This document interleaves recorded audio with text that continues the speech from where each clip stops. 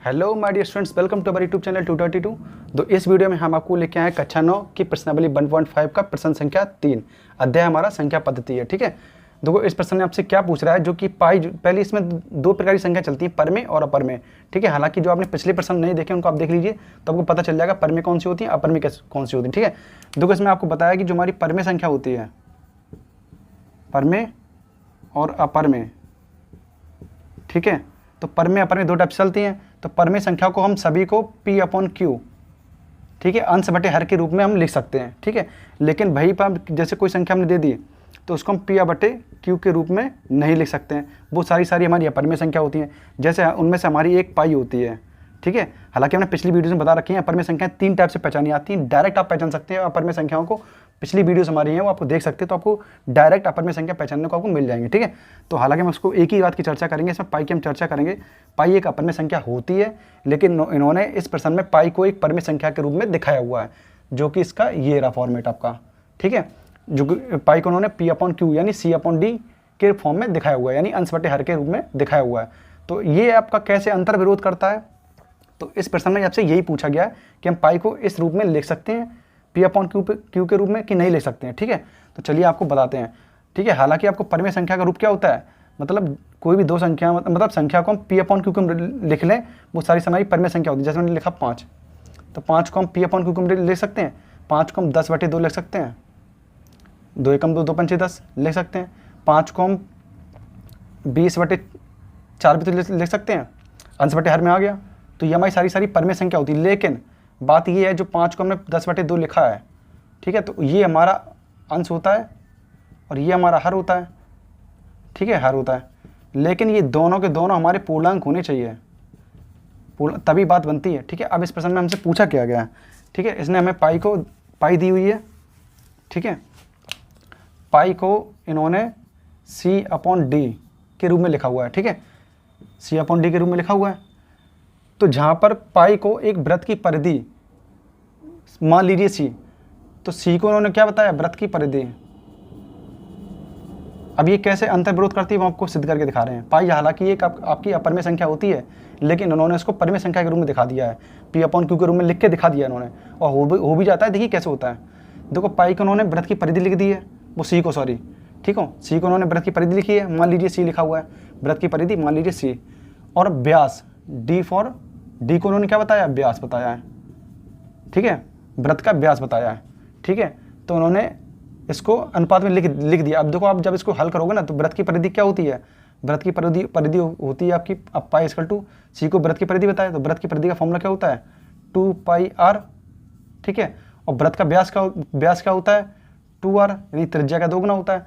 तो उन्होंने पाई को देखो लिख दिया ना, 2 से 2 खत्म, r से r खत्म, तो पाई बराबर पाई आपका आ गया। ठीक है, तो यानी इसको हम लिख सकते हैं P/Q के फॉर्म में। लेकिन बात ये है, परमेय संख्याओं को हम P/Q यानी अंश बटे हर के रूप में लिख तो सकते हैं, लेकिन यहाँ पर ये दोनों संख्याएं जो है ना पूर्णांक होनी चाहिए, जो कि यहाँ पर पूर्णांक नहीं है। C आपका पूर्णांक नहीं है, D आपका पूर्णांक नहीं है। ठीक है, ये आपका पूर्णांक नहीं है, इन्होंने इसको वृत्त की परिधि बोल रखा है, यहाँ पर इन्होंने D को व्यास बोल रखा है, ये इन्होंने पूर्णांक नहीं बोला है।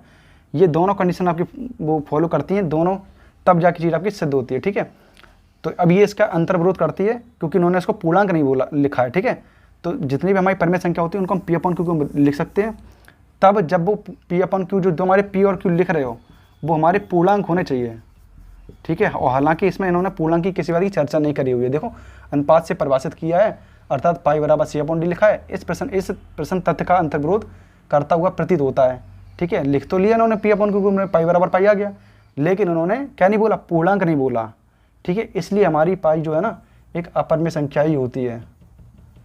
इन्होंने लिख के तो दिया है, लेकिन वो गलत लिख के दिया है। इन्होंने केवल वृत्त की परिधि बोल दी है, वृत्त का व्यास बोल दिया है, लेकिन उन्होंने पूर्णांक कहीं नहीं बोला कि ये पूर्णांक है C/D। ठीक है, तो हमारे पूर्णांक होने चाहिए, तभी बात हमारी परमेय संख्या पर पहुँचती है, और बाकी सारी हमारी अपरमेय संख्या होती है। हालांकि परमेय और अपरमेय, आपको परमेय तो वो होती है हमारी संख्या जिनको हम P/Q के फॉर्म में लिख सकते हैं अंश बटे हर के रूप में। जैसे मैंने बोला 5 आपकी परमेय होती है कि नहीं है, तो 5 को आप कैसे लिख सकते हो, अंश बटे हर के रूप में, भिन्न के रूप में। ठीक है, तो आप 5 को 10/2 लिख सकते हो, 2 एकम 2, 2 पंचे 10, तो ये आपकी 5 परमेय हो जाएगी। ठीक है, और परमेय कौन सी होती है, हालांकि अपरमेय के बारे में हमने पिछले प्रश्न बता रखा है, अपरमेय संख्या 3 प्रकार से डायरेक्ट आप पहचान सकते हो, डायरेक्ट। ठीक है, देखते क्या आप पहचान जाओगे कि कौन कौन सी अपरमेय होती हैं। ठीक है, एक पहचान लो, दूसरी अपने आप पता चल जाती है। तो अपरमेय 3 प्रकार से हमने बता रखी है। पाई, जहाँ पर पाई लिख के आ जाए वो आपकी अपरमेय होती है, जैसे 3 पाई, 3 प्लस पाई, 3 माइनस पाई, यानी ये पूरी संख्या अपरमेय है, पूरी। जब हम अकेले अकेले बात करें 3 क्या है, तो 3 आपकी परमेय है, पाई क्या है, अपरमेय है। लेकिन अगर हम पूरे की बात करें तो ये आपकी अपरमेय हो जाएगी। ठीक है, जहाँ पर पाई आ जाए। और दूसरी बात, जहाँ पर जितने वर्गमूल नंबर लिख के आ जाए वर्गमूल में, ठीक है, बस एक परफेक्ट वर्गमूल नहीं होना चाहिए। ठीक है, जैसे रूट वर्गमूल 4 के बाद मान 2 होता है, ये वाली संख्या नहीं होनी चाहिए जिनका मान होता है। बाकी सारी जितनी संख्याओं का मान नहीं होता हमारी सारी अपरमेय होती हैं। ठीक है, वर्गमूल 9 भी नहीं आएगा इसमें, वर्गमूल 9 आपकी परमेय होती है। ठीक है, जिनके मान नहीं पता वो हमारी सारी अपरमेय होती हैं। और बाकी जो हमारी संख्याएं हैं 0.10100001, हालांकि मैंने आपको बता रखा है पिछली वीडियो, हम जाके देख सकते हो उसमें। ठीक है, इस टाइप से जितनी भी संख्या लिखी होती हैं, अनंत वाला सिंबल होना चाहिए उसमें, अनंत वाले डॉट डॉट करके लग के आना चाहिए, पहली बात। और दूसरी बात, कोई अंक इसमें बढ़ती क्रम में होना चाहिए, तो आपकी अपरमेय होती है। ठीक है, ये हमारा चीज़ फॉर्मेट है परमेय और अपरमेय का। ठीक है, तो अब आपको पता चल गया होगा ये अंतर्विरोध कैसे कर रही है। ठीक है, इन्होंने पाई को वृत्त की परिधि बोला था, डी को वृत्त का व्यास बोला था, लेकिन ये इनको पूर्णांक नहीं बोला था। ठीक है, अपरमेय संख्याओं में अंश बटे हर के रूप में लिख तो सकते हैं इसको, पी अपन क्यू के रूप में, अंश बटे हर के रूप में, लेकिन उन्होंने पूर्णांक नहीं बोला है। तो पूर्णांक हमारे होना बहुत जरूरी है। ठीक है, इसलिए इसका अंतर्विरोध करती है। तो हालांकि आपको प्रश्न समझ में आया होगा। ठीक है, और अगर आप और वीडियोस देखना चाहिए ना आप क्वेश्चंस के, तो आपको प्ले लिस्ट में जाके चेक कर सकते हैं, सारे क्वेश्चंस पड़े हुए हैं, आप जाके बाई सीरियल वाइज देख सकते हैं। ठीक है, बाई प्रश्नावली पड़े हुए हैं, एक एक करके आप देख सकते हैं। ठीक है, तो थैंक्स, गुड बाय।